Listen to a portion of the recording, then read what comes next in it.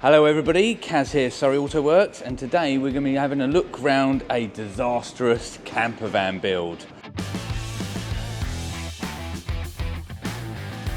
So this van actually had an electrical issue. The main battery kept dying. So that battery kept dying, and the customer was saying that they'd put a new battery in it. It'd last about a week, 2 weeks, and then it would die.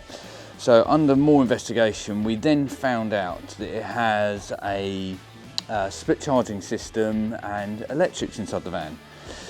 So they had actually wired the main live wire straight off the battery that went behind here and through the bulkhead. They hadn't drilled a hole, they'd clamped it between the metal plate that's situated there.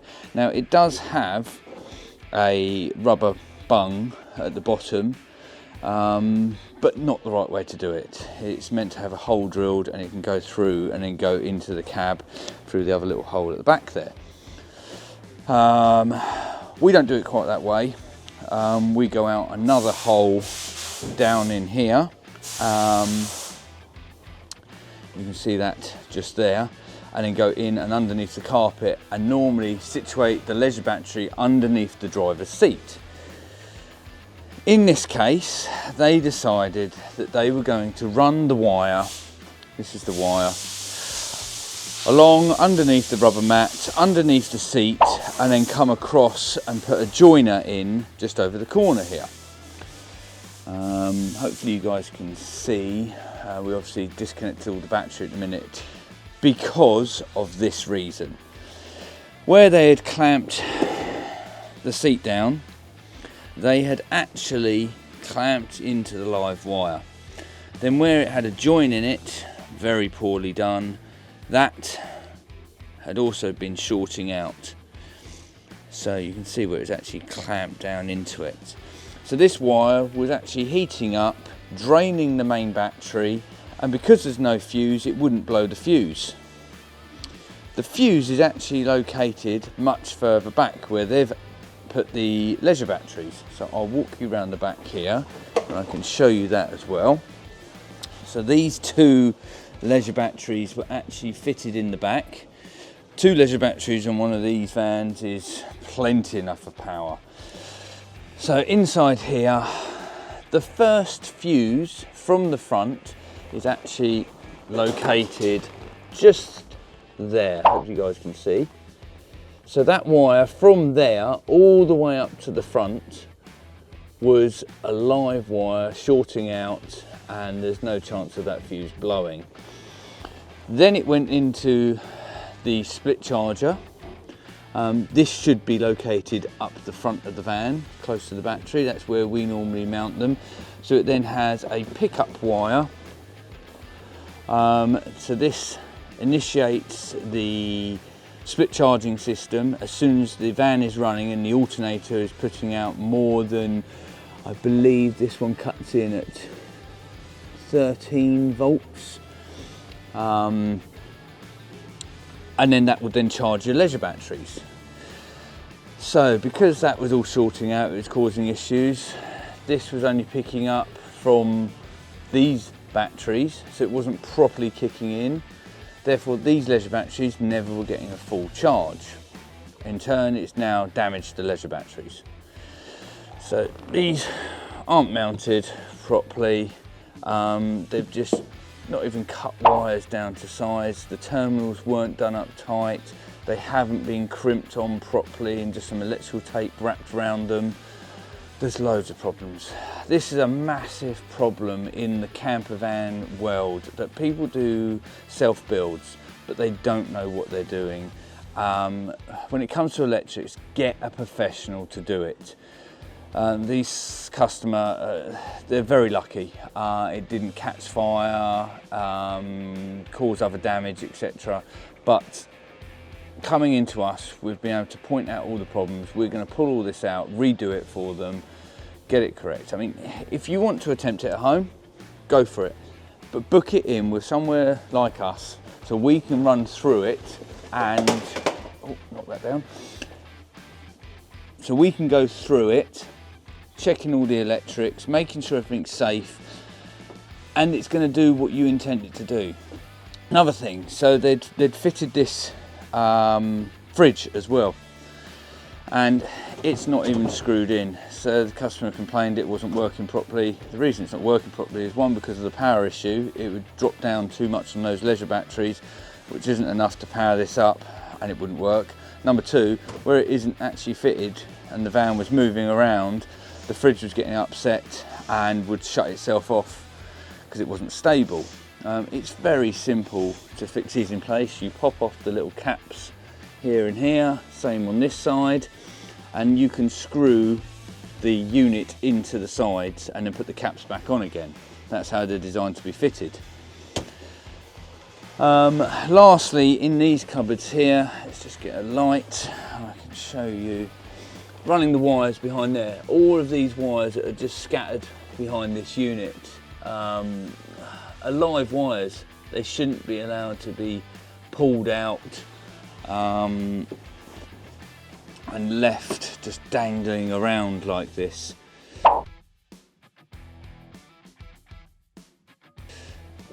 So we're going to deal with all of that. It looks like they've tried to secure it into place, but just never finished the job properly. So yeah, when you're looking at a camper van, check that the electrics have been done correctly. Anybody can buy these units ready built and fit them into place. Rock and roll beds, make sure they've been bolted in correctly. You've got the correct floor in there that you can, it's a solid ply floor that you can bolt through, and then they've got the proper brackets underneath the van. We're going to check this one, judging by everything else that's been done. Yeah, we're a little bit wary about that. The diesel system, the diesel heating system as well, we're going to look at that and just check that that's all okay. Obviously that pipe has been crushed a little bit just down there, but yeah, these are all things you should look out for if you're looking to buy a van. Check it's been professionally converted, or take it to somewhere after you've bought it. Make sure it's going to be safe. A lot of people have their families in these vans. I'd hate to see a kid touch something that's live.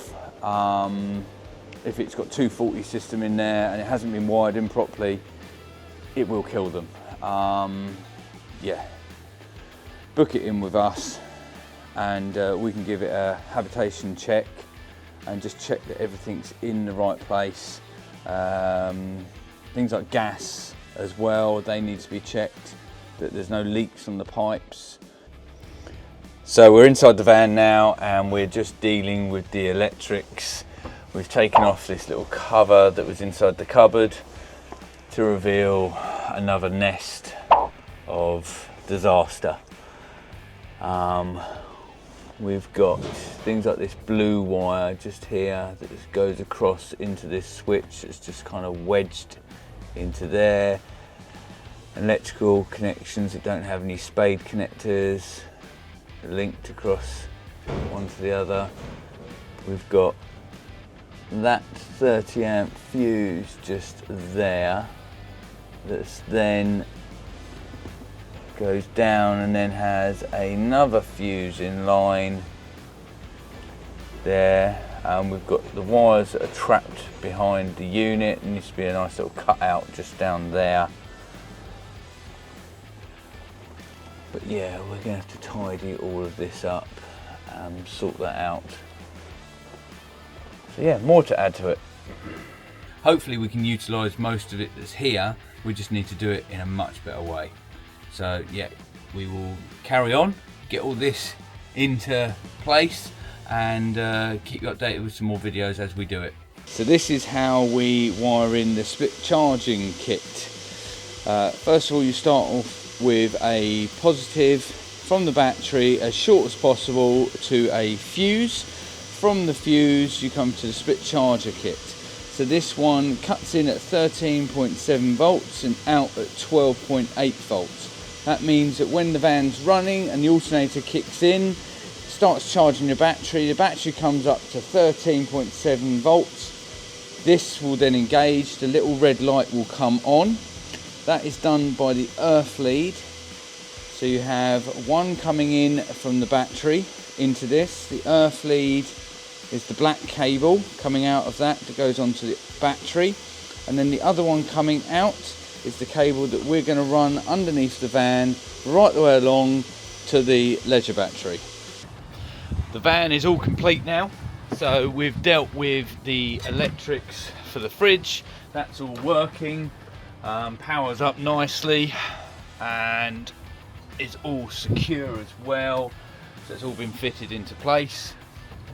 The diesel heater is now, I'm trying to show you down there, that's all working correctly with a cut-off switch, because that's actually staying live on there and running down the leisure battery.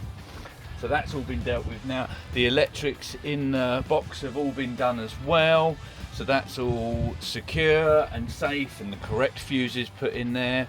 The main power line has been run from the main battery right the way underneath the van, right the way through and up into the back. The new leisure battery has all been secured into place in the back cupboard, and we've sorted out all the electrics in there as well, so they're all secure now. We've got a rear bumper just being painted to go on the back.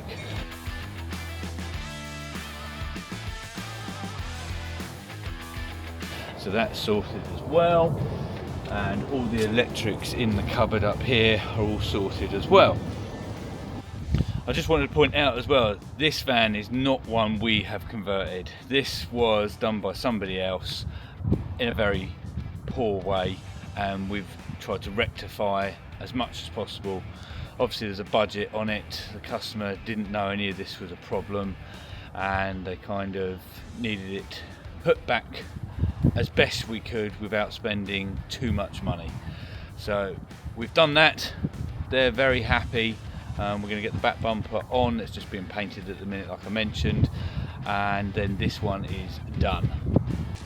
Almost forgot, don't forget to like, subscribe and share the video, and leave something down in the comments if you want to know anything about what to look out for when purchasing your T5, or if you need anything doing, comment down below and we'll get back to you. And through the company Surrey Auto Works, we can book you in and have anything fixed and repaired as you want. Cheers guys.